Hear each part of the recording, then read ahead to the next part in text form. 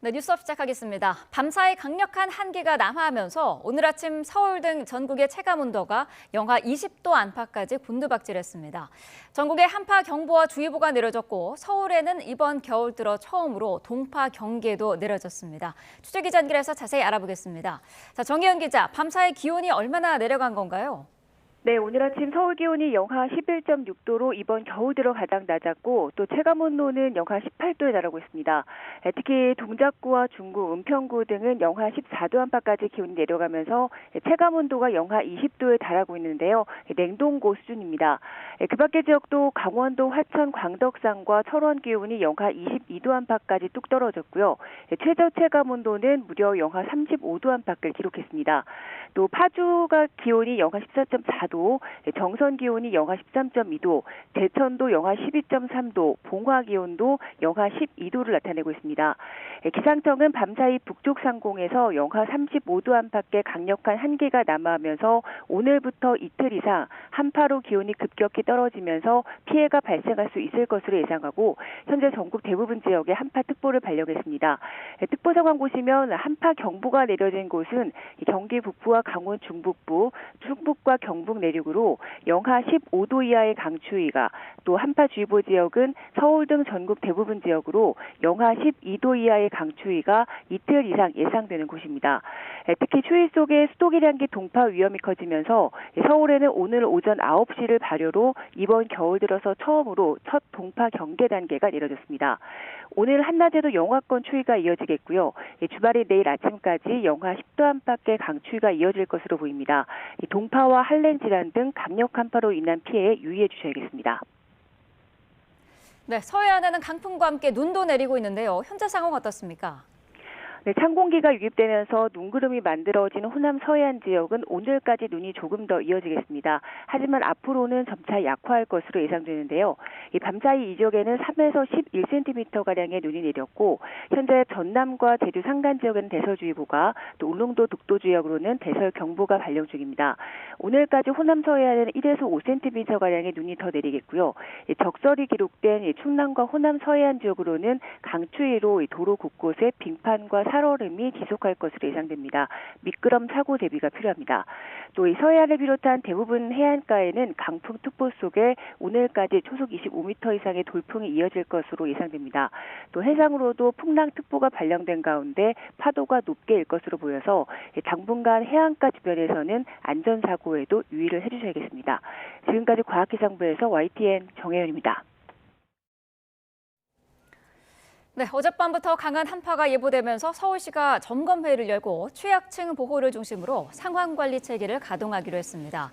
서울시는 24시간 한파 종합지원 상황실과 수도관 동파 대책 상황실을 운영하면서 68개 의료기관이 참여하는 응급실 감시 체계를 유지할 예정입니다.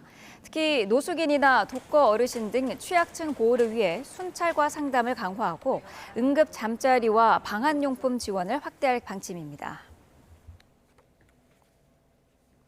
네, 왜 이렇게 날씨가 갑자기 추워진 건지 이번에는 전문가와 알아보도록 하겠습니다. 이현호 공주대 대기과학과 교수 화상으로 연결돼 있습니다. 자, 교수님 나와 계시죠? 예, 안녕하세요. 네. 자, 오늘 아침 서울이 영하 12도고요. 체감 온도는 영하 20도 가까이 떨어진 상태입니다. 곳곳에 한파특보도 내려져 있는데 이렇게 추위가 절정을 보이는 원인이 있을까요?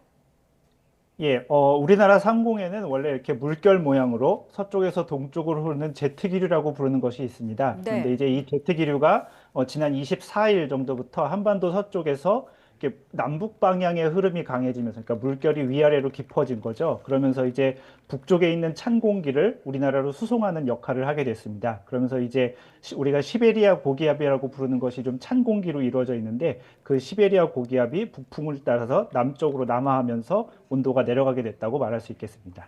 네. 어제도 추웠지만 하룻밤 사이에 기온이 15도 정도 급락한 건데 이것도 같은 이유로 볼 수 있을까요? 예, 그렇습니다. 말씀드린 것처럼 제트기류가 이렇게 물결 모양을 그리면서 이렇게 서에서 동으로 가기 때문에 일반적으로 추위와 그다음에 이 추위가 회복되는 것이 번갈아 가면서 나타나는 것이 일반적인 현상인데요. 네. 지난 24일부터 있었던 흐름에서는 좀 이 물결 모양이 위아래로 굉장히 깊어지면서 더위와 추위가 좀 다소 극단적으로 나타나게 되었습니다. 네. 지면이 데워지는 낮에도 오늘은 영하권이라고 하는데요. 오히려 이 낮이 더 춥게 느껴지는 사람도 있다는데 왜 그런 걸까요? 예, 말씀해 주신 것처럼 사람이 실제로 느끼는 온도를 우리가 체감 온도라고 부르는데요. 이 체감 온도는 대기의 온도뿐 아니라 풍속에 따라서도 달라지게 됩니다.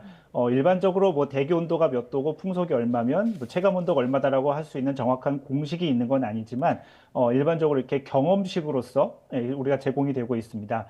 대략 보면 영하 10도 정도가 되면 그리고 초속 10m의 바람이 불면 체감 온도가 한 10도 정도 낮은 영하 20도 정도까지 내려가게 됩니다. 그리고 풍속이 한 그 온도에서는 초속 한 5m 정도 차이가 나면 체감 온도는 한 3, 4도 정도 차이가 나게 됩니다. 어, 북쪽의 상층에서 영하 35도 이하의 찬 공기가 유입됐다고도 하던데요.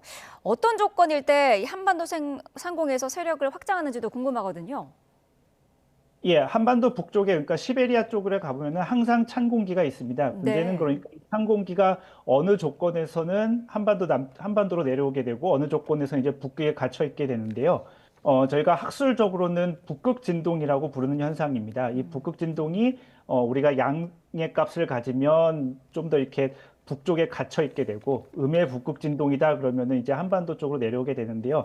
뭐 파고 들면 그 원인은 굉장히 복잡하겠지만 아까 말씀드렸던 한반도 위쪽을 지나가는 이 제트 기류의 모양이 동서 방향의 흐름이 강한지 아니면 물결 모양의 남북 방향의 흐름이 강한지에 따라서 한반도에 추위가 닥쳐올지를 결정할 수 있겠다고 할 수 있겠습니다. 네. 자, 오늘은 또 서울시에 올겨울 들어서 첫 동파 경계도 발령이 됐는데요. 수도권 동파가 잘 생기는 기상 조건이 따로 있을까요? 말 그대로 동파는 물이 얼어서 일어나는 현상이기 때문에요. 네. 영상으로 있다가 영하로 내려가는 시점에서는 당연히 이제 물이 얼 가능성이 높아지고 특히 뭐 영하 1, 2도 정도 때보다 영하 10도 정도가 내려가면 훨씬 더 물이 잘 얼게 됩니다. 그러니까 영상에서 지금처럼 영하 10도 내외로 갑자기 온도가 내려가는 이런 날이 동파 현상이 일어나기 매우 좋은 대기 조건이라고 할 수 있겠습니다. 네. 제주 산지 그리고 호남 서해안에는 대설 예비특보도 발령 중인데요. 앞으로 눈이 얼마나 많이 올까요?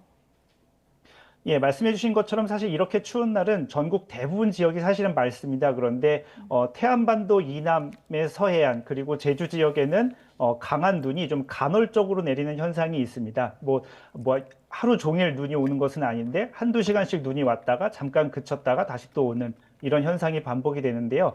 바람의 방향에 따라서 편차가 굉장히 큽니다. 북풍이 강하면 바다 쪽에서 눈이 다 내리게 되고 북서풍이 불면 이제 육지 쪽으로 들어오게 되는데요. 그래서 현재 예상으로는 눈이 많이 오는 지역은 한 시간당 0.5에서 1cm 정도까지 쌓일 수 있습니다. 그래서 오늘 밤까지 눈이 지속될 것으로 보이고 그래서 해안가 쪽에 많은 곳은 한 5cm, 그다음에 제주도 산지 지역에는 많은 곳은 한 10cm 정도까지 예상이 됩니다. 네. 요즘 보통 낮에보다는 밤이나 새벽 시간에 강우 또 강설이 집중되는 경향이 있는데 특별한 이유가 있습니까? 예, 사실 이게 기상학적으로는 굉장히 흥미있는 현상입니다. 우리가 공기는 위쪽이 차갑고 아래쪽이 따뜻하면 이제 불안정해지게 되는데요. 이것을 머릿속에 염두에 두어 보면은 낮에는 햇빛이 구름에 유입이 되기 때문에 구름 꼭대기가 뜨거워져서 이때는 안정해지는데 밤에는 구름 꼭대기에서 열을 방출하면서 구름 꼭대기가 점점 차가워지기 때문에 대기가 불안정해집니다. 그래서 낮보다는 밤이 구름이 발달하기 좋은 환경이 되고 그래서 이런 구름에서도 밤이 되면 좀 더 눈이나 혹은 비가 더 많이 올 수 있게 됩니다. 그렇군요. 자, 지금 어제부터 이런 기습 한파가 시작이 됐는데 추위가 언제쯤이면 누그러질까요? 예, 온도하고 체감 온도가 조금 다를 수 있어서 시민들이 느끼는 상황은 좀 다를 수 있는데요. 네. 체감 온도로 말씀드려 보면은 아마 오늘 낮까지가 추위의 절정이 될 것 같습니다. 오늘 저녁부터는 바람이 조금 잦아들면서 회복될 것 같고요. 온도의 관점으로 보면은 한 내일 낮 정도가 되면 오늘 낮보다는 온도가 5도 이상 상승할 것으로 보입니다. 네. 보통 겨울에는 사만사온이라는 단어를 많이 쓰곤 하는데 최근에는 이런 패턴에서 어긋나는 날들이 좀 많더라고요. 예, 사실 말씀해 주신 것처럼 우리나라 겨울을 대표하는 날씨 패턴이 사만사온인데요. 긴 기간 평균을 내보면 사만사온이 맞겠지만 이것이 이렇게 매일매일의 현상에 잘 들어맞는 것은 아닙니다. 특히 올 겨울은 평년에 비해서 좀 춥지 않은 그런 겨울이 좀 지속되고 있습니다. 그렇군요. 자, 날씨는 춥지만 전국의 하늘은 맑은 그런 날씨가 이어지고 있습니다. 순간 풍속이 소형 태풍급인 강한 바람이 미세먼지를 쓸어가기 때문이다. 이런 얘기도 있던데요. 맞습니까?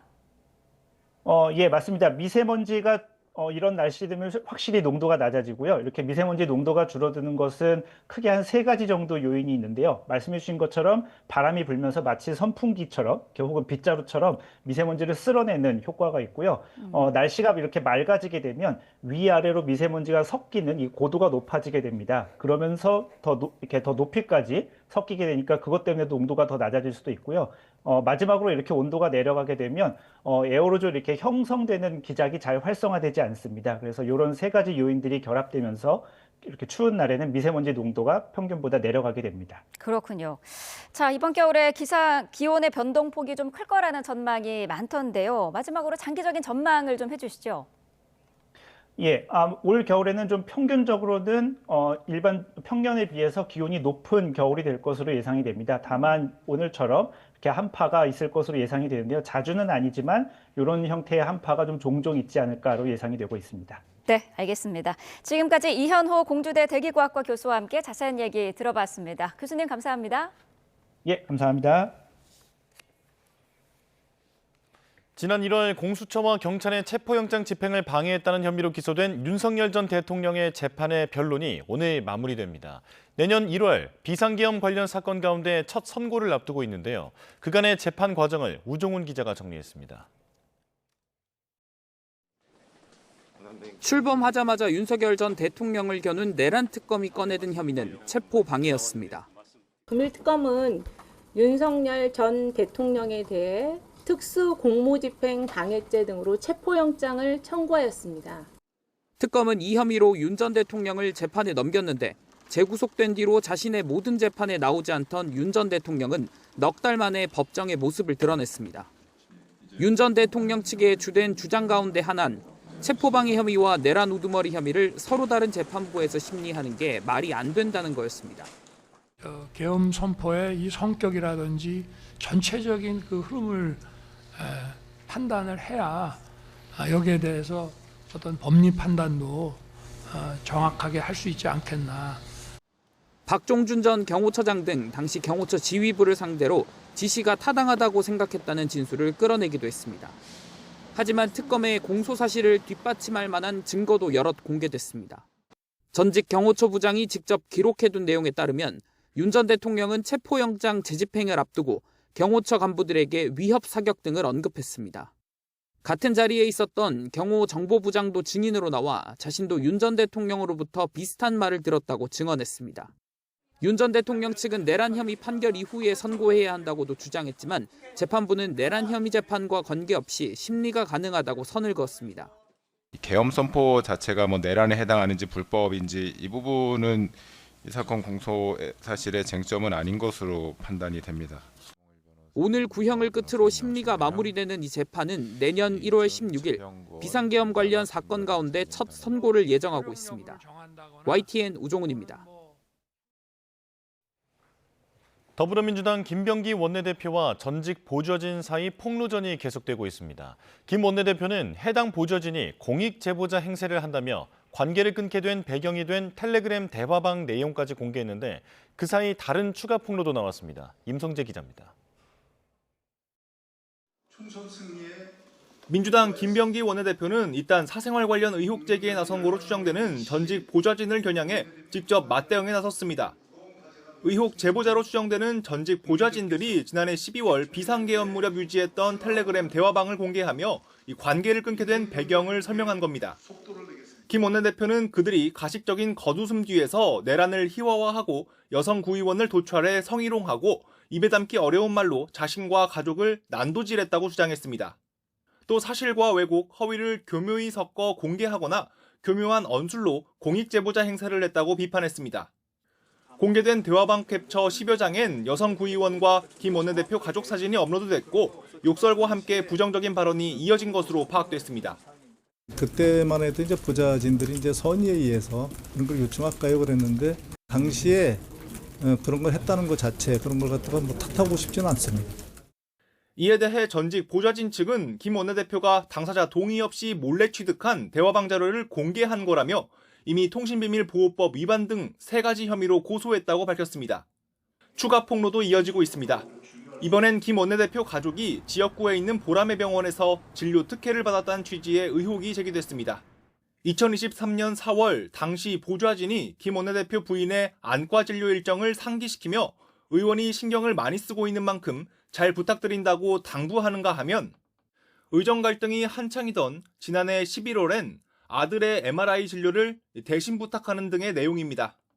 관련해 김 원내대표 측은 진료 예약만 부탁했고 의전 요청 등은 없었다는 입장인 것으로 알려졌습니다.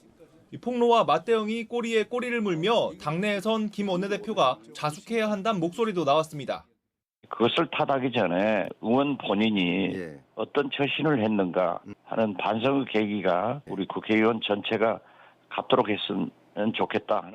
여당 원내사령탑과 전직 보좌진의 진실 공방이 진흙탕 싸움 양상으로 번지는 모양새입니다. 이 폭로전이 계속되면서 당의 각종 입법 과제 완수에도 불똥이 튀는 건 아닌지 우려하는 시선도 당 안팎에선 흘러나옵니다. YTN 임성재입니다. 경찰이 성탄절 휴일도 반납하고 통일교 정치권 로비 의혹 수사에 매진하고 있습니다. 주요 피의자인 더불어민주당 전재수 의원의 공소시효가 올해로 만료될 가능성이 있기 때문인데 관련해 추가 압수수색에도 나선 만큼 조만간 전 의원을 재소환할 것으로 보입니다. 김희영 기자가 보도합니다.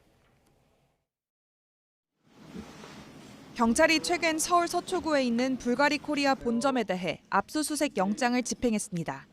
민주당 전재수 의원의 정치자금법 위반 혐의를 입증하기 위해 물증 확보에 나선 겁니다. 앞서 통일교 윤영호 전 세계본부장은 특검 조사에서 지난 2018년 무렵 전 의원에게 현안을 청탁하며 현금과 명품 시계를 전달했다고 주장했는데 당시 진술이 사실이라면 7년 공소시효가 불과 일주일도 남지 않은 상황. 시계 실물 행방은 아직 오리무중인 가운데 경찰은 이번 압수수색으로 시계 구매 내역 확보를 시도한 것으로 파악됐습니다. 그런 만큼 경찰은 성탄절에도 통일교 내부 회계 자료나 총재 특별보고 문건 등 확보한 압수물과 여러 관련자 진술을 종합해 분석하며 법리를 검토한 것으로 관측됩니다.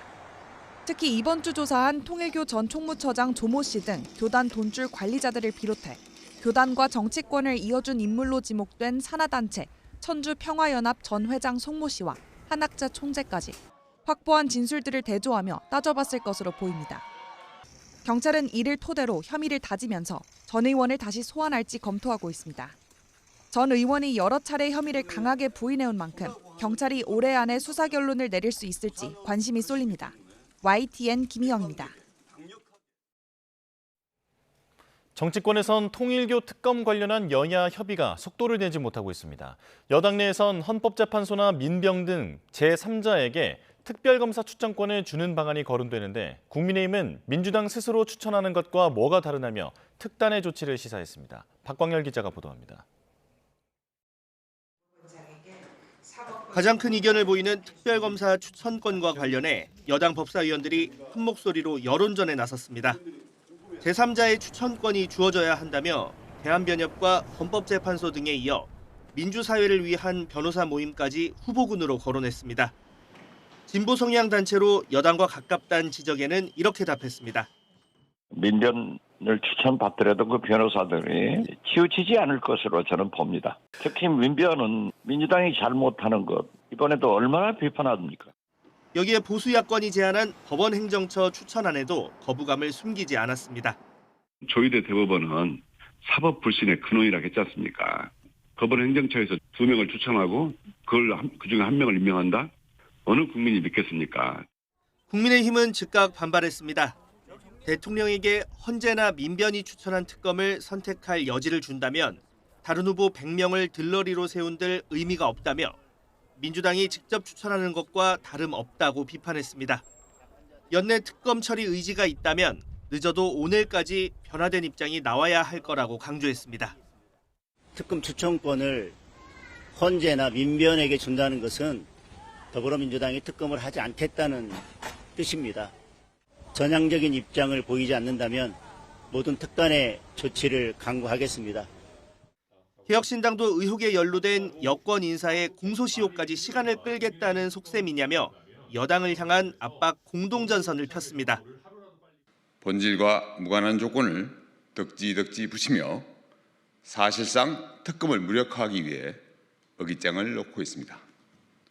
대국민 호소든 공동행동이든 민주당이 결단할 때까지 수사 범위를 두고도 민중기 특검의 수사 은폐 의혹 포함을 요구하는 보수 야권과 이를 빼고 대신 2022년 대선에서의 통일교, 국민의힘 유착 의혹을 캐물어야 한다는 민주당 입장이 엇갈립니다.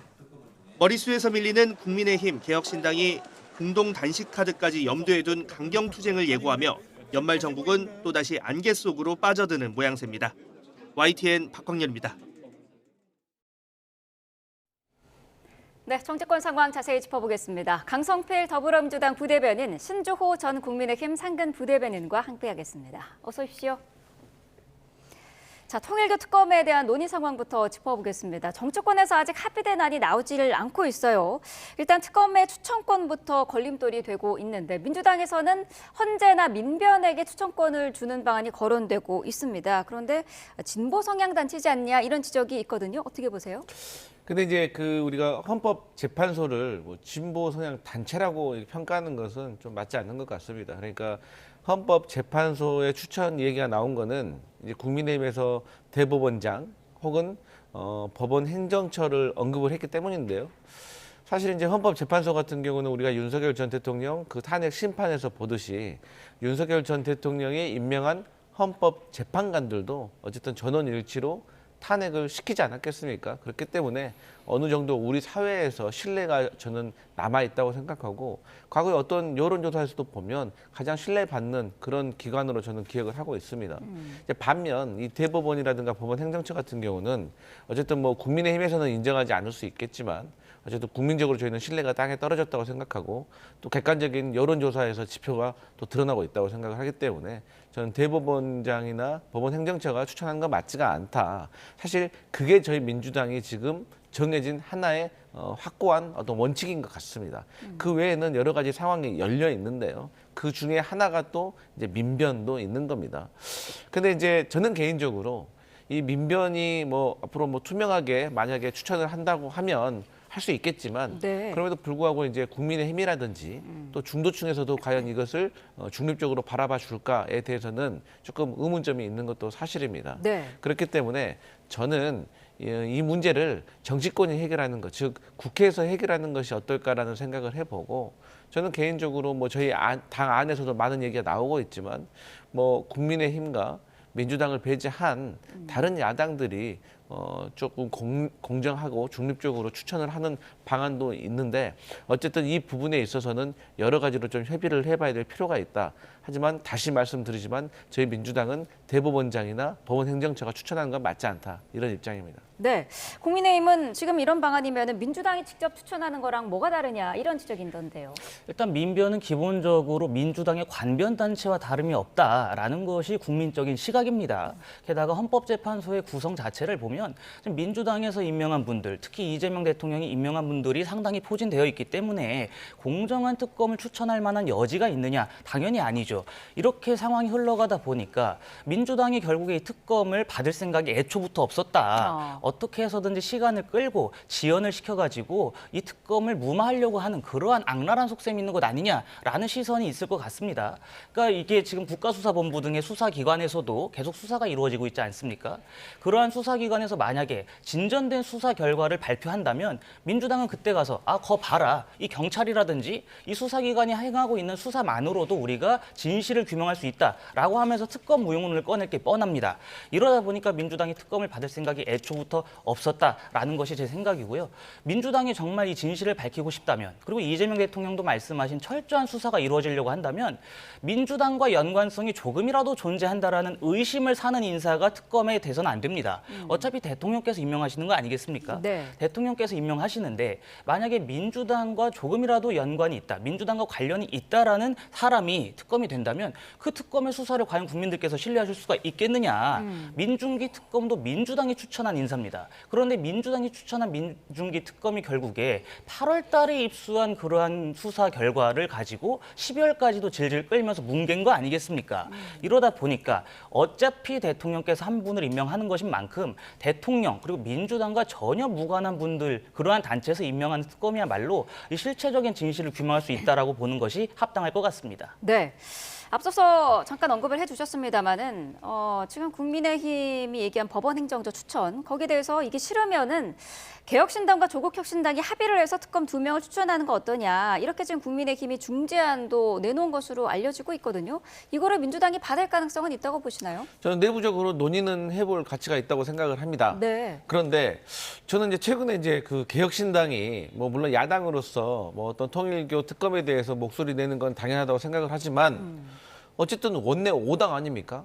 그러면은 민주당과 국민의힘을 제외하고 개혁신당 앞에는 조국혁신당 12석, 진보당 4석, 그리고 나서 3석짜리 개혁신당이 있는 건데 네. 본인들이 마치 3당인 것처럼 주도적으로 나서는 것에 대해서 과연 다른 야당들이 저는 이해를 해줄까? 여기에 대해서 조금 의문이 있는 것이고 지금 또 국민의힘 같은 경우는 사실 민주당에게 이제 속도가 정이다 뭐 이런 식에 대해서 비판을 하고 있어요. 그런 식으로 따진다고 하면 최근에 국민의힘 최보윤 대변인은 이 통일교 특검안을 패스트트랙에 태워야 된다라고 하고 있어요. 근데 패스트트랙은 상임위에서 180일, 그다음에 법사위에서 90일, 본회의에서 60일, 총 330일이 소요될 수가 있거든요. 그래서 슬로우 트랙이란 말도 있어요. 그런데 이것을 태우자고 하는 거예요. 그럼 이거 빨리 하자는 겁니까? 그런데 또 박성훈 대변인은 이분도 국민의힘 대변인입니다. 근데 패스트트랙은 또 안 된다고 해요. 그러니까 국민의힘 안에서도 패스트트랙을 태우냐 마느냐를 가지고 다투고 있는 상황인 것 같거든요. 그러면서 민주당에게 할 마음이 있냐 없냐라고 비판하는 것이 과연 내부적으로 정리가 된 상태에서 맞는 것인가라고 저는 의문을 가질 수밖에 없고 다시 거듭 말씀드리지만 과거에 처음에 특검 얘기가 나왔을 때 제가 이 특검을 누가 추천하느냐 그리고 수사 범위를 가지고 치열하게 또 다툴 것이다. 그 과정 속에서 경찰 수사가 진전될 것이다. 네. 그렇기 때문에 결과적으로는 그 끝은 경찰 수사를 보고 미진하면 아마 특검이 시작될 것이다. 그런 어떤 제 말이 시행되고 있는 것 같다. 저는 그렇게 보여집니다. 네, 반박하실 부분 있으실까요? 일단 패스트트랙 같은 경우에는 330일을 꼭 다 채워야 된다 이게 아닙니다. 330일 안에 충분히 여야 간의 합의를 통해서 이 법안을 통과시킬 수 있다면 통과가 되는 것이죠. 그렇기 때문에 330일 패스트트랙에 안 된다면 태우자 이러한 의견인 것으로 알고 있고 지금 박지원 의원께서도 민변의 추천을 받아도 변호사들이 치우치지 않을 것이다 이런 말씀하신 거 아니겠습니까? 네. 그 말씀을 그대로 돌려드리고 싶습니다. 개혁신당에서 추천해도 국민의힘이 유리한 인사를 추천하진 않을 것이다 라는 입장이고 그럼 국민의힘에서 개혁신당과 조국혁신당에서 합의해서 특검 후보를 추천하게끔 할 수 있는 것 그것도 엄청난 큰 양보 아니겠습니까? 다 아시겠지만 조국혁신당이 어떠한 정당입니까? 민주당 이중대 노릇을 자임하는 사실상의 민주당의 형제 정당입니다. 자매 정당입니다. 그러한 정당에게까지 특검 추천권을 줄 수 있다라는 의지를 피력한 것은 그만큼 국민의힘이야말로 이 통일교 게이트에 실체적인 진실을 규명하려고 하는 노력을 하고 있다. 그런데 그러한 노력에 찬물을 끼얹고 어깃장을 놓으면서 이 실체적인 진실을 규명하는 것을 가리려고 하는 집단이 누구냐? 민주당임이 분명하다라는 것을 국민들께서 인지하고 계실 것 같습니다. 근데 이제 뭐 조국 혁신당이 민주당과 이제 우호적인 정당은 맞는데 이중대 이런 얘기 하잖아요. 그러면 맞지가 않아요. 왜냐하면 그런 논리로 따진다면 국민들이 봤을 때 개혁신당이 국민의힘 이중대다, 뭐 간변정당이다 이러면은 이해하겠습니까? 그럼 그런 논리로 따진다고 하면 결국 국민의힘이 본인들의 이중대인 개혁신당에게도 추천권을 주기 위해서 조국혁신당까지 인정을 한 것이 아니냐 그런 오해받을 수도 있다 그런 말씀드립니다. 국민의힘은 뭐 늦어도 오늘까지는 좀 정리된 안이 나와야 한다는 그런 입장인데 장동혁 대표가 만약에 이런 안이 나오지 않으면 특단의 조치를 하겠다라는 표현까지 했거든요. 이 특단의 조치는 어떤 걸까요? 국민 여론을 최대한 응집시킬 수 있을 만한 행보를 하실 것으로 보입니다. 과거에 드루킹 특검 같은 경우에도 당시에 이제 자유한국당이 소수 정당이었습니다만 김성태 원내대표가 극한의 단식 투쟁을 하면서 민주당과 당시 여권의 협조를 이끌어냈거든요. 네. 이 지금 국민의힘이 107석밖에 안 되고 강 대변인께서 말씀하신 개혁신당과 의석을 합쳐도 110석밖에 안 됩니다. 그러한 소수 정파이기 때문에 이러한 상황에서 저희들이 특검을 통과시킬 수 있을 만한 가장 큰 원동력은 국민 여론이다. 국민들께서 얼마나 이 통일교 게이트에 대해서 진실을 요구하고 계시는지 그것을 민주당과 정부에 알릴 수 있을 만한 방법이 존재해야 됩니다. 그러한 것들을 위해서 극한의 투쟁까지도 저는 고려하고 계신 것 걸로 알고 있고 네. 그 극한의 투쟁을 발판 삼아서 민주당에 압력을 가하고 민주당이 압박감을 느끼고 하다 보면 결국에 다수당이지만 본인들을 향한 수사의 칼날을 인정할 수밖에 없는 형국에 이를 것이다. 그러한 최대한의 투쟁까지도 지금 고려할 상황이 됐다라고 봅니다. 네, 민주당의 이 특검 논의를 보면서 야권에서는 침대 축구 비판도 나오고 있거든요. 공소시효가 끝나기를 기다리는 거 아니냐 이런 지적이 있던데요. 어떤 입장이실까요? 근데 이제 사실 그는 정치적인 공세고 왜 이제 공소시효는 걱정을 좀 안 해도 되냐면 지금 경찰 수사를 하고 있잖아요. 네. 그랬더니 경찰이 수사해가지고 검찰에 송치하게 되면은 뭐 되기 때문에 공소시효는 사실상 문제가 되지 않는다고 봅니다. 다만 이제 이 지금까지 어떤 특검을 추천하고 수사 범위를 정하는 것들이 사실 다 지루했거든요. 그렇기 때문에 사실 그 침대 축구라는 비판을 지금까지 뭐 여야가 함께 받아왔던 것이고 사실 이 협의라는 것은 양당의 어떤 그 상대가 있는 것이기 때문에 사실 뭐 국민의힘에서는 민주당이 지금 안 하려고 하는 것이 아니냐라고 하지만 실제로 저희 민주당이 봤을 때는 오히려 국민의힘이 특검에 대해서 뭐 제대로 협의를 하지 않아서 이 아젠다를 뭐 지방선거까지 끌고 가려고 하는 것이 아니냐. 저희는 또 그렇게 오해를 하고 있는 상황이거든요. 그렇기 때문에 저는 뭐 서로 간에 이제 이런 정치 공세는 주고받을 수가 있지만 저는 빨리 좀 협의를 해가지고 특검을 발의했으면 좋겠다 이렇게 생각합니다. 네, 알겠습니다. 자, 다음 주제로 넘어가 보겠습니다. 더불어민주당 김병기 원내대표 전직 보좌진 사이에 폭로전이 계속되고 있는데요. 관련 내용 영상으로 잠시 보고 오도록 하겠습니다.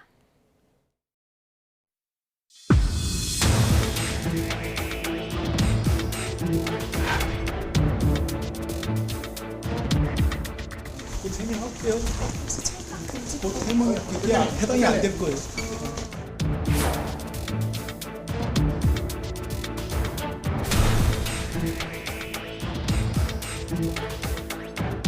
그때 당시에는 저 관계가 좋고 보좌진들이 저 의원을 갖다가 이렇게 잘 모시겠다 뭐 했는데 사실 인간적으로 봐도 그때 제 손주가 태어난 지 얼마 되지 않았었거든요. 갓난아기였기 때문에 그때 자발적으로 잘 모시려고 그랬던 거 아닌가 하는 생각을 해봅니다.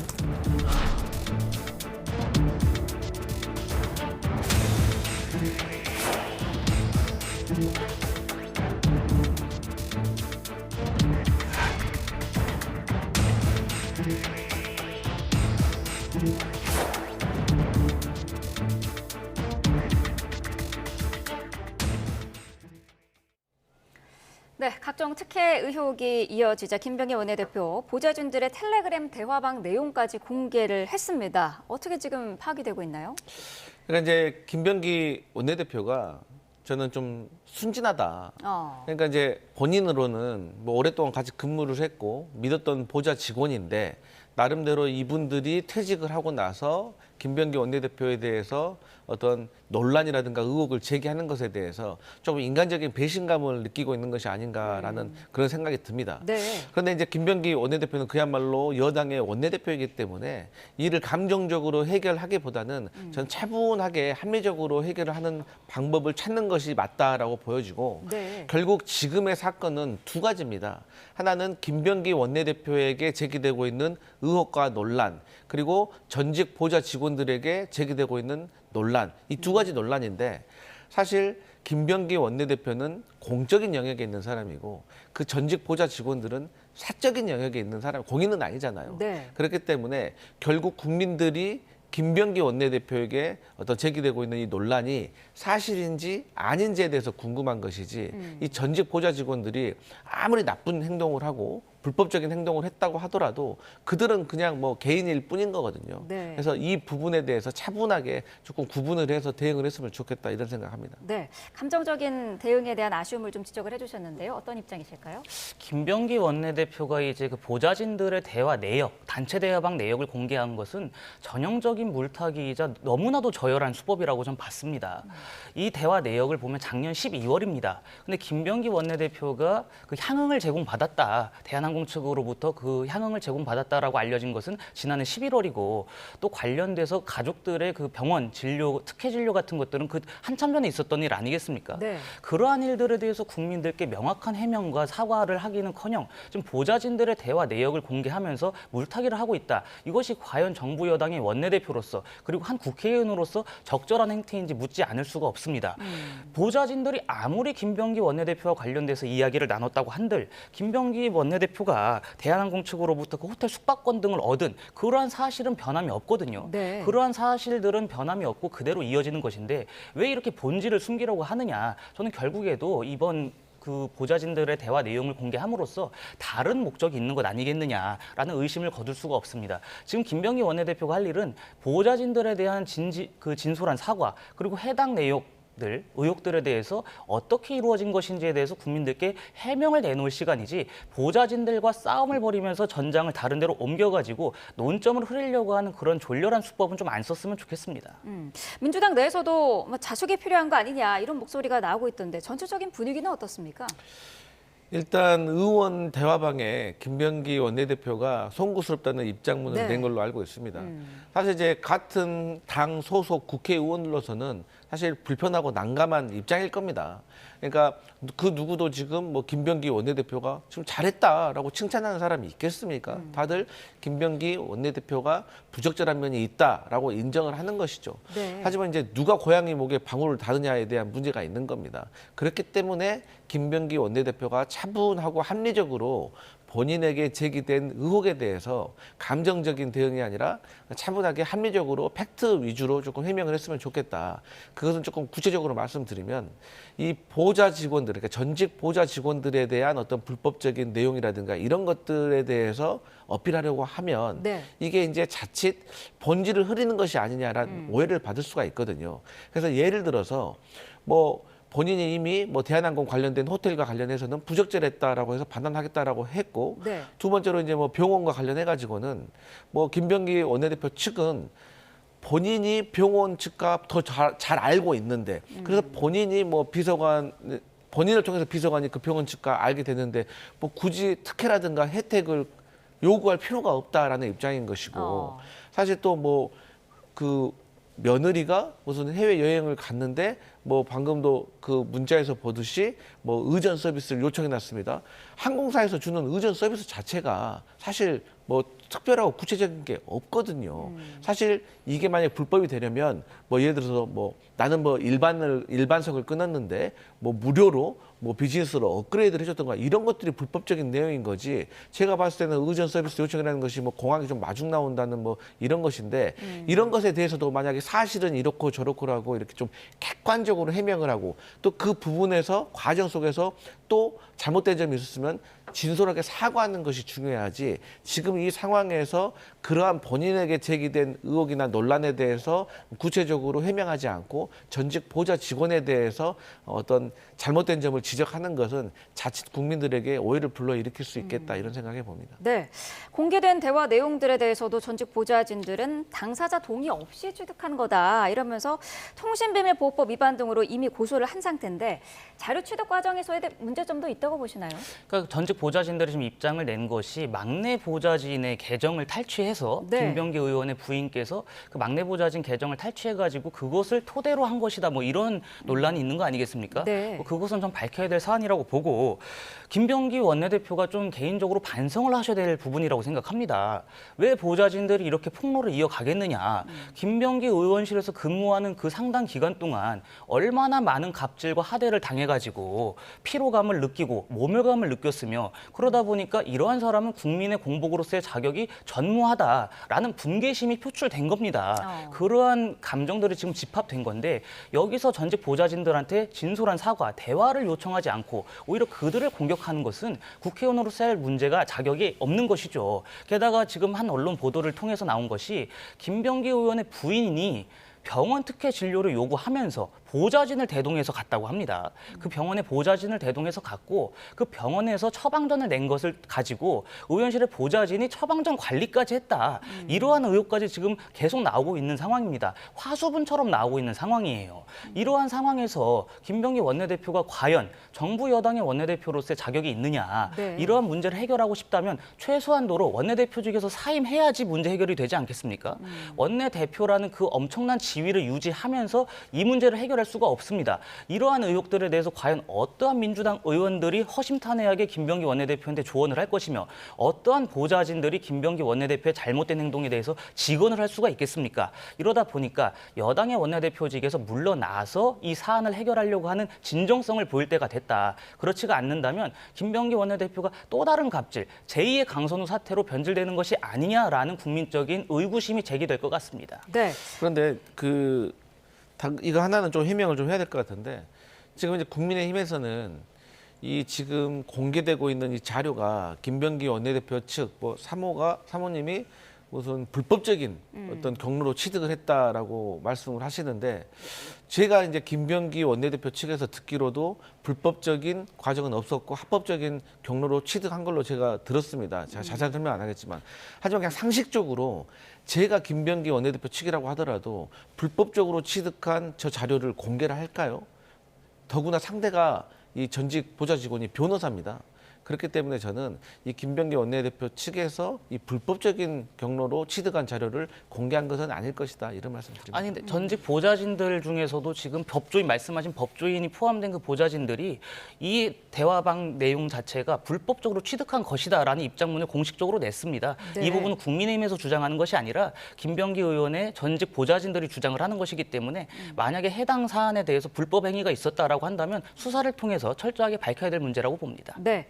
자, 국민의힘 상황도 짚어보겠습니다. 장동혁 대표의 24시간 필리버스터에 대해서 한동훈 전 대표가 우호적인 메시지를 냈더라고요. 이제는 좀 화해 모드에 돌입하는 건가 싶기도 한데 어떻게 평가하세요?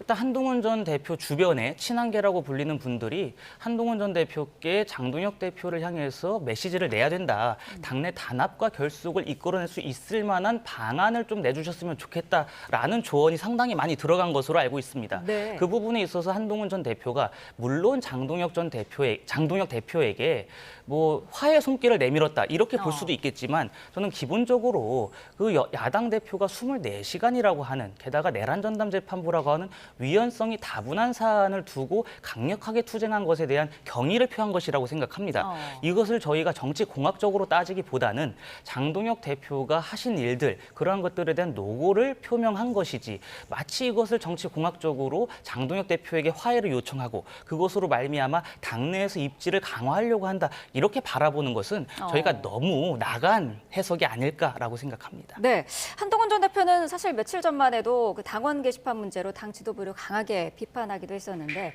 앞서서 뭐 보여드렸습니다만은 함께 싸워야 한다라는 표현도 있었거든요. 민주당 입장에서는 어떻게 보세요?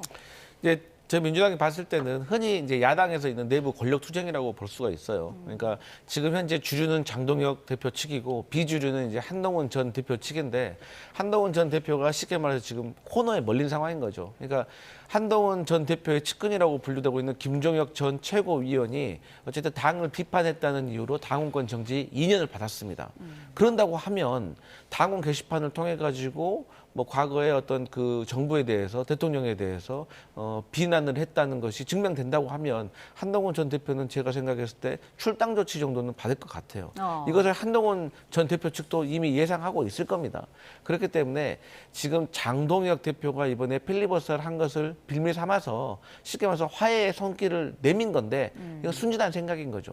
그런 말 한마디에 그런 것을 거둘 장동혁 대표였다면 애초부터 당원 게시판 문제 뺐겠습니까? 그러니까 한지아 의원 같은 경우도 한동훈 전 대표 측의 측근으로 보여지는데 네. 이분들의 조금 어제 제가 인터뷰를 좀 들어보면 이 당원 게시판이 국민들의 관심사가 아니다 이런 식으로 생각을 하더라고요. 아주 아니란 생각이고 정치를 책으로 배운 거예요. 그러니까 이거 지금 현실 정치를 하고 있으면은 현실 정치에 맞게 얘기를 해야 되는데 인식 자체가 우리가 손 내밀고 우리가 좀 좋게 잘해보자라고 하면은 저기서 받아주겠지라는 아니란 생각을 하는데 이미 배는 떠났고 장동혁 대표는 제가 뭐 이런 말씀 드리긴 송구하지만 국민의힘에서 쉽게 말해서 월급쟁이 사장 같은 개념인 것 같아요. 그래서 본인이 한동훈 전 대표에 대해서 징계를 하고 싶지 않는다 하더라도 본인을 당대표로 만들어준 사람들, 주주들, 당원들이 또 그걸 원하고 있기 때문에 이 문제는 장동혁 대표 혼자서 결정할 수 있는 문제도 아니다. 그래서 저는 한동훈 전 대표 측도 최악의 상황을 대비해야 된다. 지금 너무 현실 인식이 아니라다. 이런 생각이 들었습니다.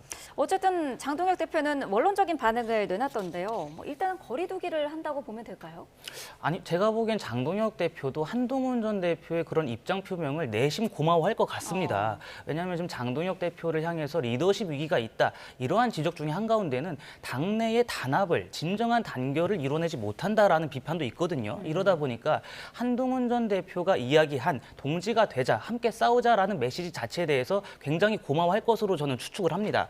그리고 지금 이럴 때냐라는 그 당원과 국민들의 목소리가 점점 커지고 있는 상황이죠. 네. 민주당이 최고위원 보궐선거 3자리, 그것을 두고 굉장히 치열한 경쟁을 펼치고 있고, 또 김병기 원내대표 관련돼서 도덕성, 불법성 문제가 야기되고 있고, 또 정부의 실책과 실패, 정부의 도덕성 논란도 지금 상당히 가중이 되고 있습니다. 이렇게 정부 여당이 스스로 자중질환에 빠져 있는 상황에서 야당이 하나된 모습으로 이 대여 공세에 적극 협조를 해야 되는데, 그러한 길에 있어서 장동혁 대표도 그동안 강조해 오셨고, 거기에 한동훈 대표도 장동혁 대표와 이 체제, 이것에 대해서 굉장히 긍정적인 평가를 내놓으심으로써 국민의힘이 하나로 뭉칠 수 있을 만한 계기가 마련이 되었다. 이러한 계기를 저희가 허투루 보내서는 안 된다고 생각합니다. 이렇게 대화의 물꼬가 트이고 이런 식으로 화합을 할 수 있을 만한 가능성, 개연성이 열렸다면 이것을 발판 삼아가지고 국민의힘이 진정으로 하나된 모습을 보여드려야 당원과 국민들께서 더 큰 지지를 보내시고 당원과 국민들께서 국민의힘을 더 신뢰하실 수 있지 않으시겠습니까? 저는 이번 그 대화의 물꼬를 장동혁 대표와 한동훈 전 대표가 조금 슬기롭게 풀어나가셨으면 하는 바람을 갖고 있습니다. 네. 자, 장동혁 대표가 지금 본격적인 지지 기반 다지기에도 들어가는 모습인데 다음 주에는 이명박 전 대통령과 만남도 추진하고 있더라고요. 정통성을 좀 부각하려는 의도다 이렇게 볼 수 있을까요? 이명박 전 대통령과 박근혜 전 대통령 그 두 분 대통령을 모두 예방을 할 것으로 저는 보입니다. 네. 이명박, 박근혜 두 분이 비록 그 감옥엔 다녀오셨지만 보수의 황금기를 여셨던 분들이거든요. 민주당 정권의 잃어버린 10년을 종지부를 찍고 보수 황금기, 연달아서 정권을 창출할 수 있었던 그 동력을 가졌던 분들이기 때문에 저는 두 분을 다 만나실 거라고 생각합니다. 네. 그리고 두 분을 만나면 저는 장동혁 대표에게 박근혜, 이명박 두 전직 대통령께서 이러한 조언을 하실 것 같아요. 과거에도 한나라당 경선 당시에 얼마나 친이 친박 간의 갈등이 심했습니까? 그러한 갈등을 모두 겪어냈음에도 불구하고 이명박, 박근혜 두 대통령으로 이어지는 연달은 대선 승리를 했거든요. 네. 그 과정에서 친이와 친박 간에 서로 공천학살이니 친이는 우리가 상종을 못하겠느니 친박은 우리 당 사람으로 인정 안 하겠느니 당을 나가라느니 이러한 얘기들이 상당히 많았습니다. 네. 그러한 상황에도 불구하고 두 전직 대통령의 이른바 원톱 회동으로 갈등설이 확 잠재워졌고 그것으로 말미암아 정권 재창출을 이뤄낼 수 있었거든요. 저는 그 두 분이 장동혁 대표께 아마 그러한 조언을 하실 것 같습니다. 지금은 당내 갈등에 몰두할 때가 아니다. 우리가 여당도 아니고 아주 극히 소수 야당으로서 대여 공세, 압도적인 의석이 민주당과 맞서 싸우기 위해서는 당내 갈등에 골똘할 때가 아니라 우리가 한마음 한뜻이 되어야 된다라는 조언을 하실 것으로 보입니다. 왜냐하면 본인들께서도 그러한 경험을 하신 거 아니겠습니까? 본인들의 바탕으로 그러한 조언을 하실 것으로 보고 그 조언을 받아들여서 장동혁 대표도 새해에는 정말 하나된 모습 그리고 국민의힘의 단결과 단합을 이루어내실 거라고 생각합니다. 네, 당분간 보수 원로를 계속 만날 계획인 것 같던데 민주당에서는 어떻게 보고 계실까요? 그러니까 이제 당의 대표가 그 당이 배출한 전직 대통령들을 예방하는 거는 저는 이상한 건 아니라고 생각을 합니다. 다만 이제 장동혁 대표로서는 이분들을 통해 가지고 한동훈 전 대표에 대한 어떤 메시지를 얻어내려고 하는 것 같아요. 제 생각에는 이명박 전 대통령이나 박근혜 전 대통령이 검사 한동훈 시절에 상당히 한동훈 전 대표와는 악연일 거로 저는 생각을 하고 있거든요. 그렇기 때문에 저는 이분들이 공개적으로 한동훈 전 대표를 저격하지는 않겠지만 나름대로 조금 비공개적인 어떤 회동에서도 어떤 메시지를 좀 줄 수가 있을 것 같고 이러한 것들이 조금 강경한 어떤 극우 지지층을 조금 결집하는 그래서 이러한 지지층의 결집으로 인해서 장동혁 대표가 당내 조금 지도력을 좀 더 세우고 나서 그리고 나서 이제 한동훈 전 대표에 대한 출당을 저는 아마 결행하지 않을까 그런 생각해 봅니다. 네. 자, 오늘 두 분 말씀만 여기까지 듣겠습니다. 강성필 더불어민주당 부대변인, 신주호 전 국민의힘 상근 부대변인과 함께했습니다. 고맙습니다.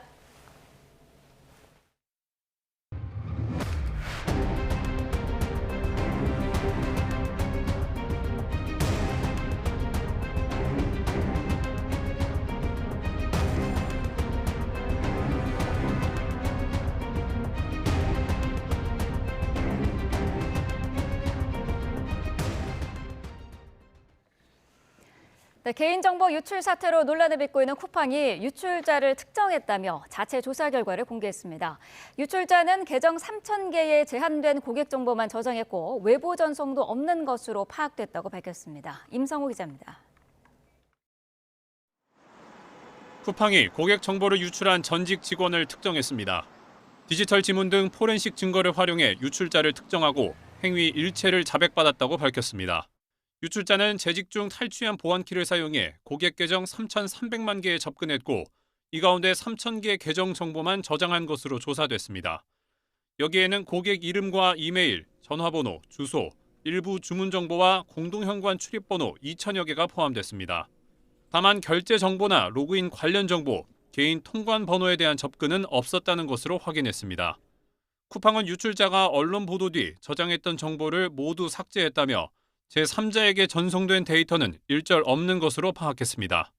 또 유출에 사용한 노트북을 파손한 뒤 벽돌을 채워 하천에 던졌다고 진술했고 해당 하천을 수색해 회수했다고 전했습니다. 쿠팡은 사건 초기부터 최상위 글로벌 사이버 보안 업체들에 의뢰해 조사를 진행했고 유출자의 진술도 검증했다고 설명했습니다. 이어 현재까지 조사 결과는 유출자의 진술과 부합하다며 진술과 모순되는 증거도 발견되지 않았다고 강조했습니다. 쿠팡은 앞으로 진행될 조사 결과를 지속해서 안내하겠다며 이번 사태로 인한 고객 보상 방안도 조만간 별도로 발표하겠다고 밝혔습니다. YTN 임성호입니다. 네, 쿠팡이 개인정보 유출 조사 결과를 공개한 데 대해 과학기술정보통신부가 강력 항의했습니다. 과기부는 설명 자료를 내고 민관 합동조사단에서 조사 중인 사항을 쿠팡이 일방적으로 대외에 알렸다며 강력히 항의했다고 밝혔습니다. 이어 쿠팡이 주장하는 내용은 조사단에 의해 확인되지 않았다면서 확인이 필요한 사항이라고 설명했습니다.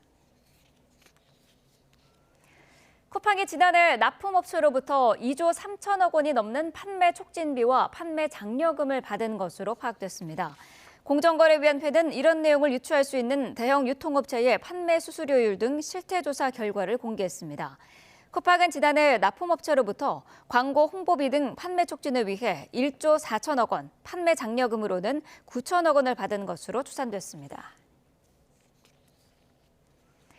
대통령실이 쿠팡의 정보 유출 사태를 담당하는 부처 장관급 인사들과 긴급회의를 열고 범부처 TAP를 과기부 총리 주재로 격상시키기로 했습니다. 외교라인 인사들도 회의에 배석했는데요. 쿠팡 사태가 한미 간 통상 문제로 번지지 않도록 관리하기 위한 거란 해석도 나왔습니다. 정인용 기자입니다. 성탄절 휴일에 대통령실이 쿠팡의 대규모 정보 유출 사태와 관련해 긴급회의를 소집했습니다. 쿠팡 사태 범부처 TF 참여부처인 과기부는 물론 유관기관인 공정거래위원회와 개인정보보호위원회 등의 장관급 인사들이 한자리에 모였습니다. 정부 내 회의에서 소비자 보호 현황 점검과 2차 피해 예방책을 공유하고 범부처 TF를 향후 과기부 총리 주재로 확대 운영하기로 했습니다.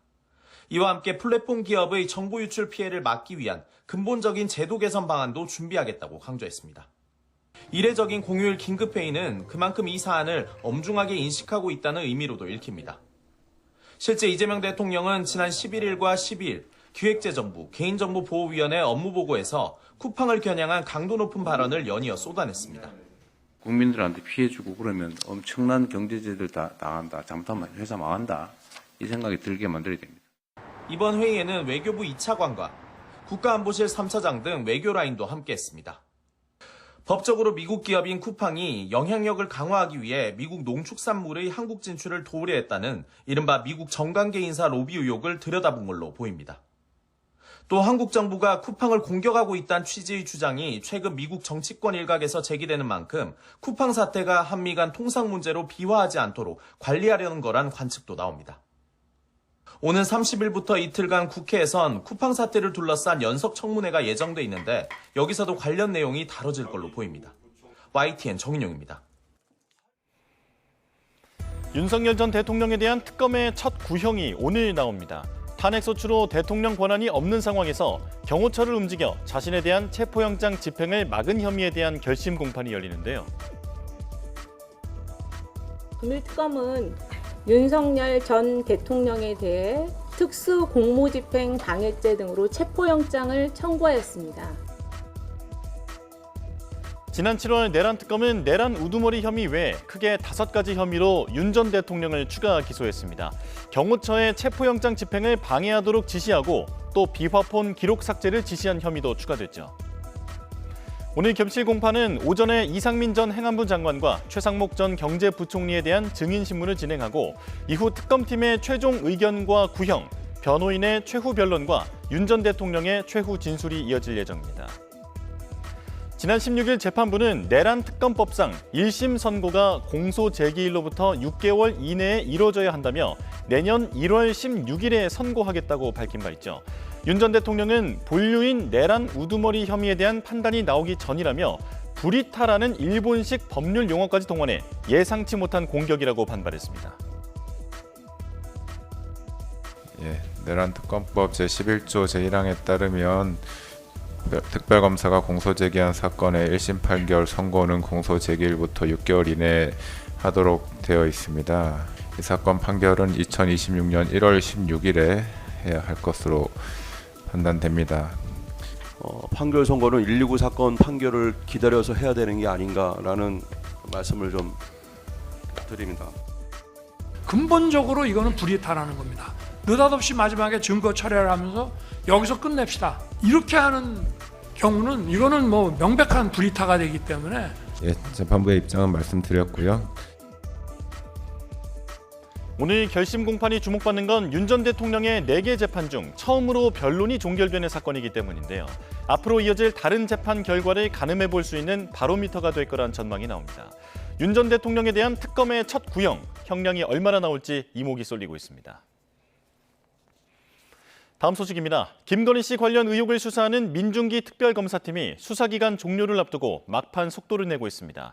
후반부 들어 집중한 수사 무마 의혹 외에도 아직 남아있는 게 많은데요. 신규혜 기자가 정리했습니다.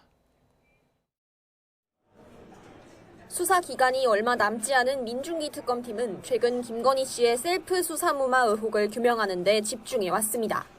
우선 이창수 전 서울중앙지검장에 대한 소환 조사를 앞두고 있습니다. 하지만 이 전 지검장이 소환에 응한다 하더라도 출석 요구에 응하지 않은 이원석 전 검찰총장을 다시 부르는 등의 추가 수사는 물리적으로 어려운 상황입니다. 이에 따라 특검은 사건을 경찰에 넘기기 전 수사 기반을 다지는 데 주력할 것으로 보입니다. 수사 무마 의혹 외에도 재판에 넘기지 않은 의혹들이 아직 여럿입니다. 대표적으로 윤석열 전 대통령 부부, 이배용 전 국가교육위원장, 이봉관 서희건설 회장 등이 연루된 이른바 매관 매직 의혹입니다. 특검 수사 과정에서 명품 목걸이와 금거북이 등 고가의 증거물들이 확보되며 주목을 받았습니다. 서희건설 측은 윤석열 전 대통령 나토 순방 당시 김건희 씨가 착용한 방 클리프 앤 아펠 목걸이를 교부한 사실을 인정하는 취지의 자수서를 특검에 제출하였습니다. 관저 이전 특혜 의혹, 김건희 씨의 주가 조작 의혹 관련 윤 전 대통령의 허위 발언 혐의도 아직 남아있습니다. 국민의힘 김기현 의원 배우자가 김건희 씨에게 명품 가방을 선물했다는 의혹 역시 특검이 마지막까지 들여다본 사안입니다. 특검은 조만간 관련 사건들을 한꺼번에 재판에 넘길 거로 보입니다. YTN 신기혜입니다. 2020년 9월 서해에서 발생한 공무원 피격 사건을 은폐하려 한 혐의로 재판에 넘겨진 문재인 정부 인사들의 1심 선고가 오늘 나옵니다.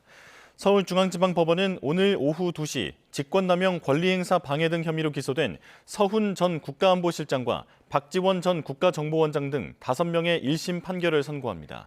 검찰이 사건을 기소한 지 3년 만입니다. 국가정보원이 북한 노동당 기관지인 노동신문 등 북한 자료에 대한 일반인의 접근을 허용하는 쪽으로 검토 중인 것으로 전해졌습니다. 국정원은 국회 정보위원회 소속 윤건영 더불어민주당 의원에게 제출한 서면 답변서에서 국민의 북한 자료 접근을 개선하기 위해 향후 관련 입법 절차에 적극 협조해 나갈 방침이라고 밝혔습니다. 또 북한 사이트 접속도 전향적으로 검토해 나갈 예정이라고 덧붙였습니다. 국정원은 이와 관련해 오늘 통일부와 문화체육관광부 등 유관 부처와 관련 회의를 열고 노동신문을 특수자료에서 일반 자료로 재분류하는 방안을 논의할 예정입니다.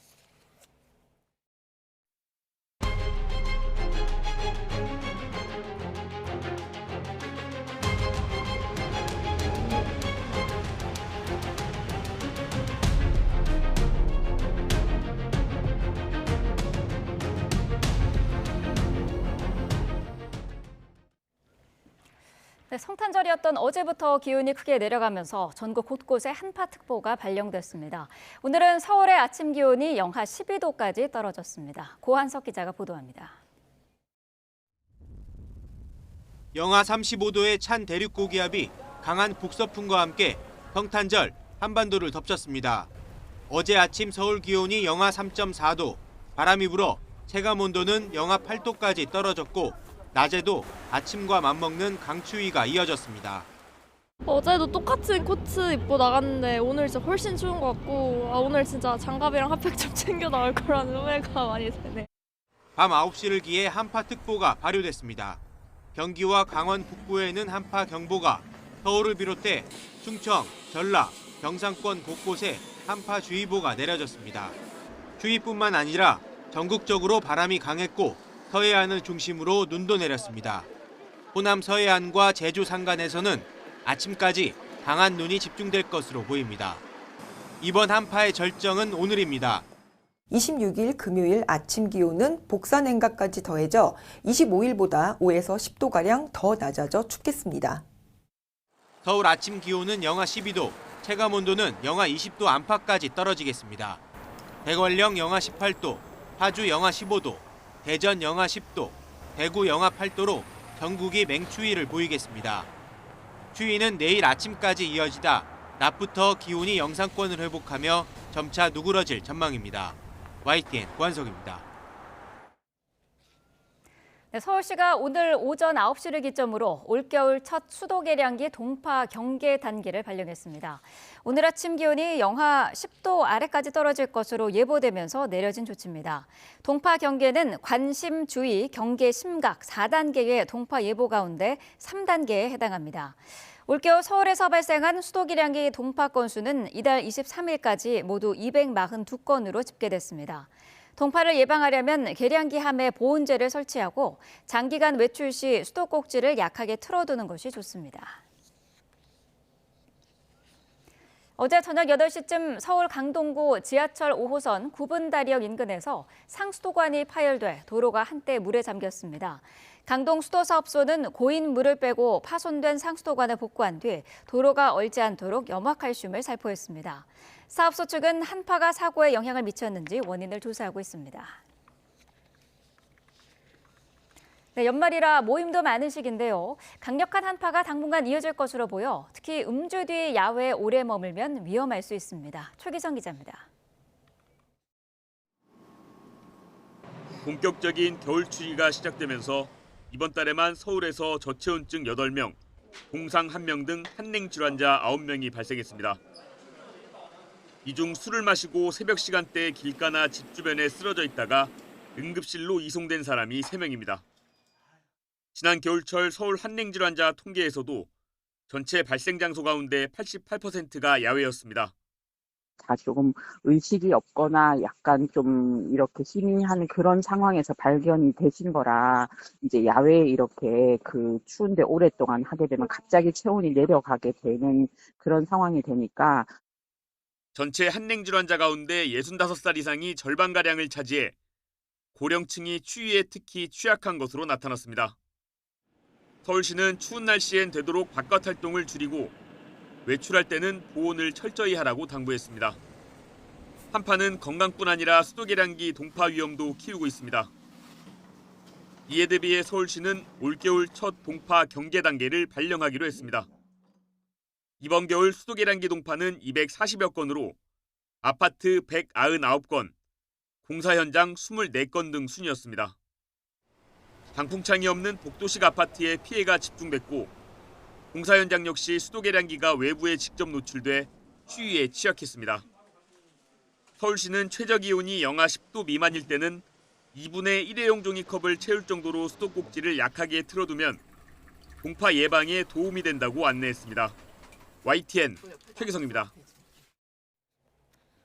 경찰이 지인에게 마약을 투약한 혐의를 받는 황하나 씨에 대해 구속영장을 신청했습니다.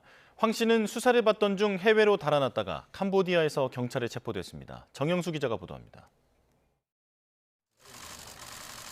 남양유업 상업주의 외손녀 황하나 씨가 마약 혐의로 또다시 경찰 수사를 받고 있습니다. 경찰은 지난 2023년 7월 서울 강남에서 지인 2명에게 마약을 투약한 혐의로 황 씨에 대해 구속영장을 신청했습니다. 다만 본인이 마약을 투약한 정황은 확인되지 않았습니다. 경찰 수사 대상에 오르자 2023년 12월 태국으로 도피했고 경찰은 소재 파악을 위해 지난해 인터폴 청색 수배를 요청하고 여권을 무효화했습니다. 태국에서 확인되지 않은 경로로 캄보디아에 밀입국했고 최근 변호인을 통해 자진 출석 의사를 밝혔습니다. 이후 캄보디아 현지로 간 경찰은 황 씨가 국적기에 탑승하자마자 체포했습니다. 현재는 경찰서 유치장에서 신병 처리를 기다리고 있습니다. 경찰은 황 씨의 해외 도피 중 행적을 살펴보고 추가 범행이 있었는지도 수사할 방침입니다. 황 씨는 과거에도 마약 범죄로 처벌받은 전력이 있습니다. 여러 차례 마약을 투약한 혐의로 징역 1년에 집행유예 2년을 선고받은 뒤 과거에 제가 한 행동들에 대해서 진심으로 반성하고 있고요. 계속 반성하면서 살 거고 앞으로 바르게 살겠습니다. 집행유예 기간에 다시 마약을 투약해 징역 1년 8개월을 선고받았습니다. YTN 정영수입니다. 명품 가방을 수선해 다른 형태로 만든 업자의 행위가 상표권 침해에 해당하는지를 따지는 대법원 공개 변론이 오늘 열립니다. 대법원 2부는 오늘 오후 2시 이 사안을 쟁점으로 한 상표권 침해 금지 사건의 공개 변론을 진행합니다. 앞서 루이비통은 자사의 가방을 다른 형태의 가방이나 지갑으로 수선하고 이에 대한 대가를 받은 업자가 상표권을 침해했다며 손해배상을 청구하는 소송을 제기했습니다. 음식이나 조리법에 대한 표절과 도용, 과연 어디까지 보호받고 인정되는지 경계가 참 모호합니다. 이렇다 보니 논란과 갈등이 끊이지 않는데요. 수년간 노력을 쏟아부어 만든 빵을 도용당했다는 업체가 있는데 상대는 사실 무근이라고 반박하고 있습니다. 홍성욱 기자가 취재했습니다. 15년 전부터 연잎 모양 빵을 만들어 전국 사찰에 판매하고 있는 정승학 씨. 최근 황당함을 감추지 못했습니다. 자신이 만든 빵과 유사한 제품이 전국 사찰에서 판매되고 있기 때문이었습니다. 연잎 모양부터 포장 상자와 설명 문구 등이 거의 같고 상자 안에 든 빵의 개수와 판매 가격도 같았습니다. 앞서 자신의 제품에 대해 특허 출원과 상표 등록을 했지만 단순 명칭과 형태만으로는 표절로 인정되기 어려운 게 현실.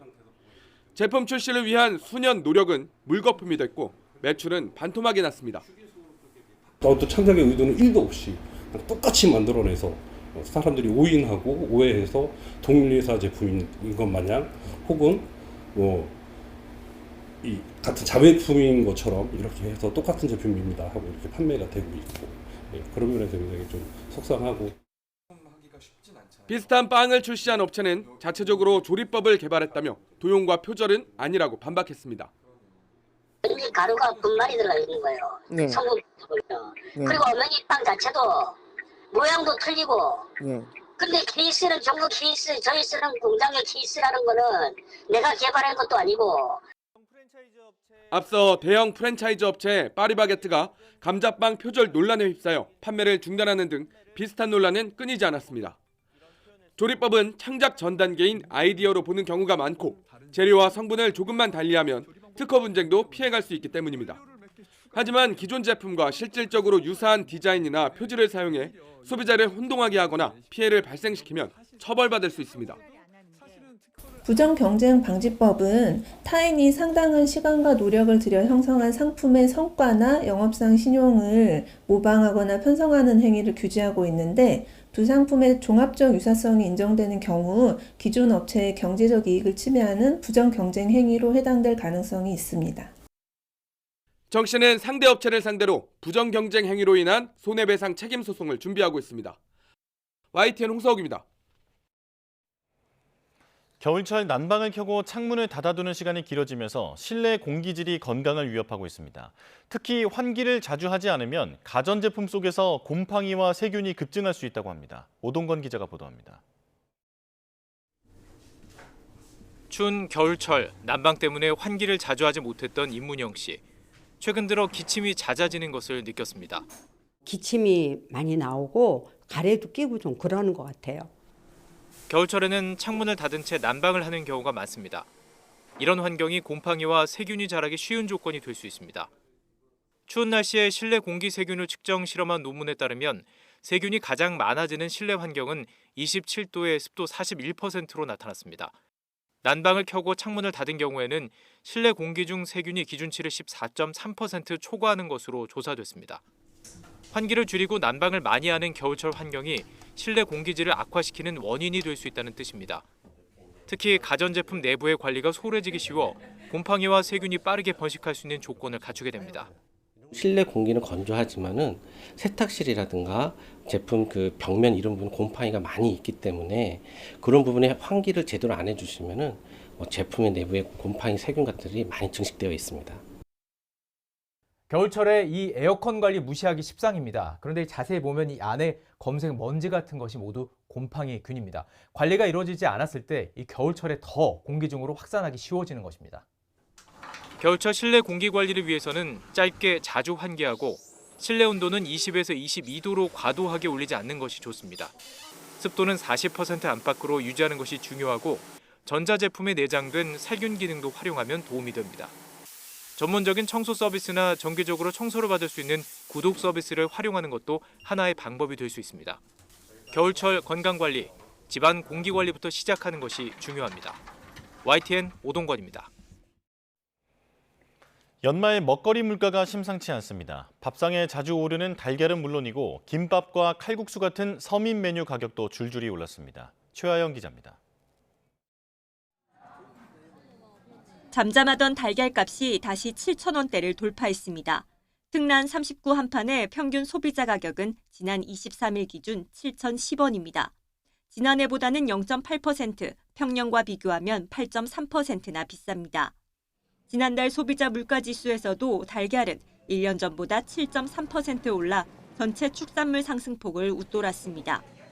이렇게 가격이 뛰는데 수급 불안 우려도 커졌습니다.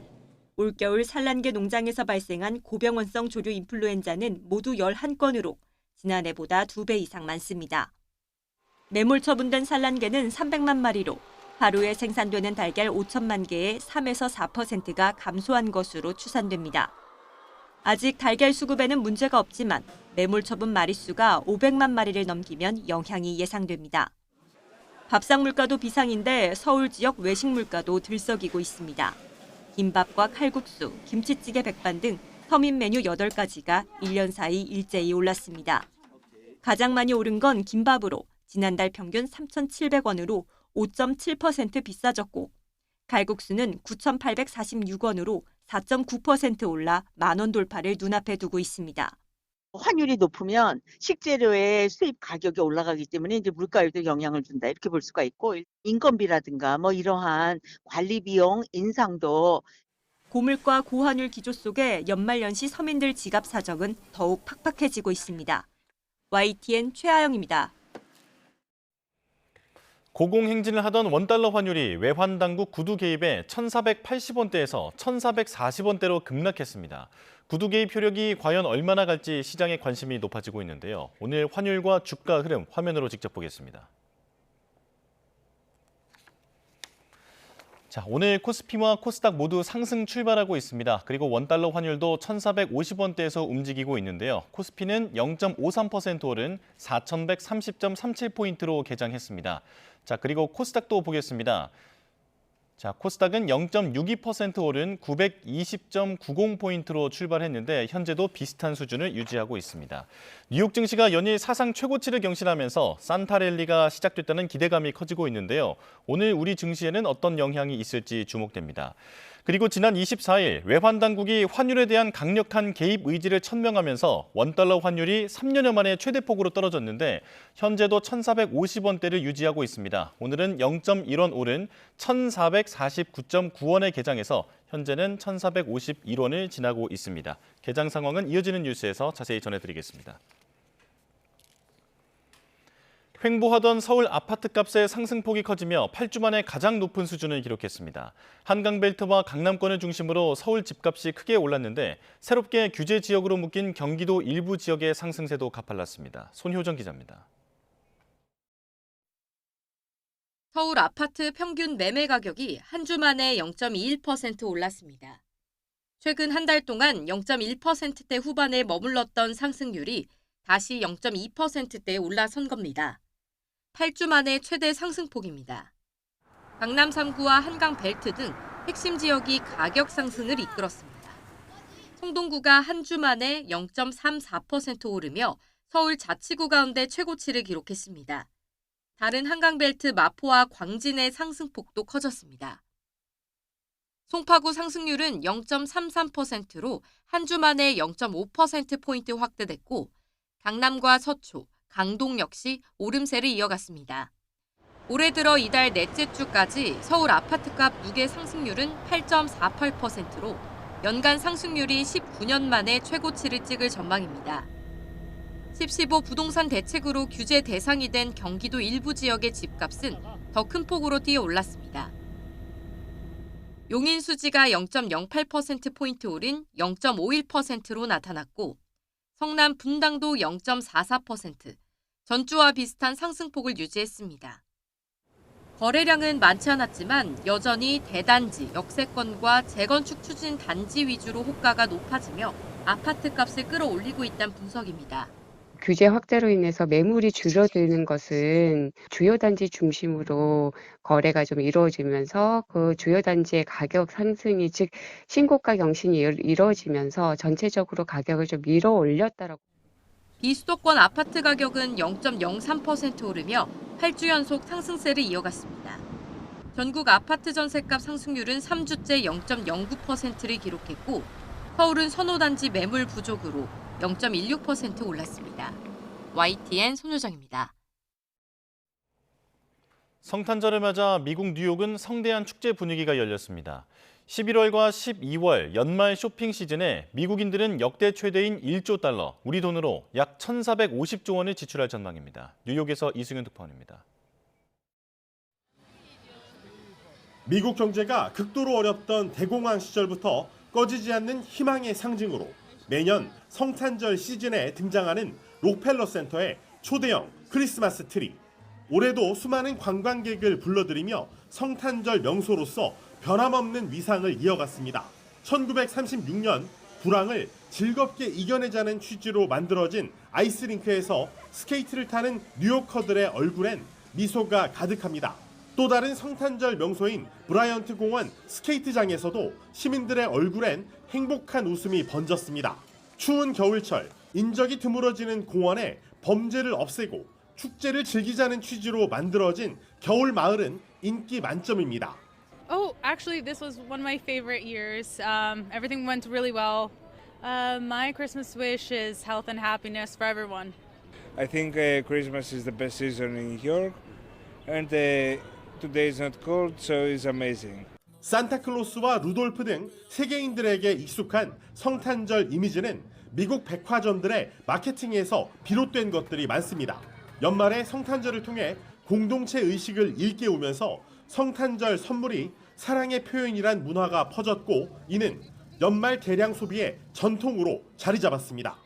미국인들은 크리스마스까지 이어지는 11월과 12월 연말 쇼핑 시즌에 역대 최대인 1조 달러를 지출해 소비가 미국 경제를 굳건하게 떠받칠 것으로 예상되는 가운데 고용 약화가 새해의 최대 변수로 떠오를 전망입니다. 뉴욕에서 YTN 이승윤입니다.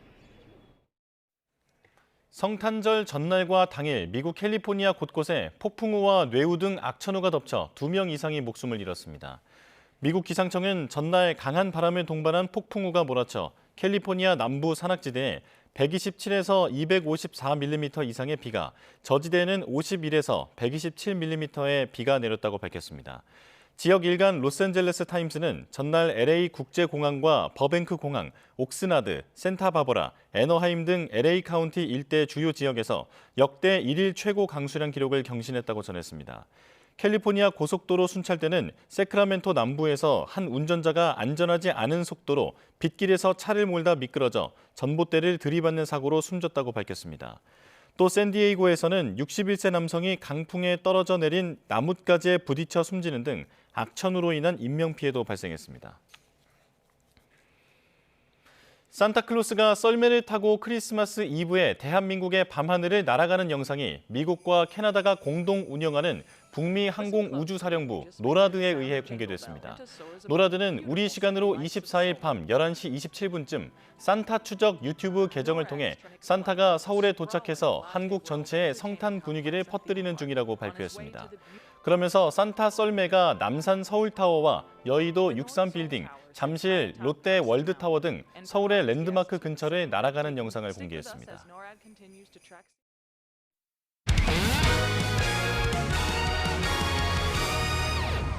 특별한 유니폼까지 입으셨는데 어떻게 이번 크리스마스 유니폼은 정지석 선수 마음에 좀 드시나요? 멋진 유니폼 입고 팬들에게 이런 표현 드렸는데